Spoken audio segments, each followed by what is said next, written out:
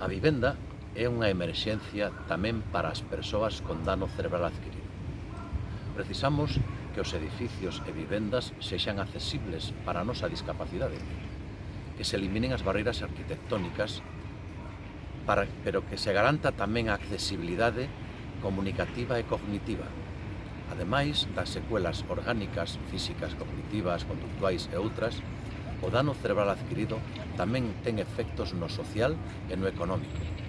A vivenda ten que ser accesible e alcanzable para as nosas familias, que xa afrontan un enorme custe mensual por causa do dano cerebral, en forma de centros, terapias, medicacións, produtos ortopédicos e demais.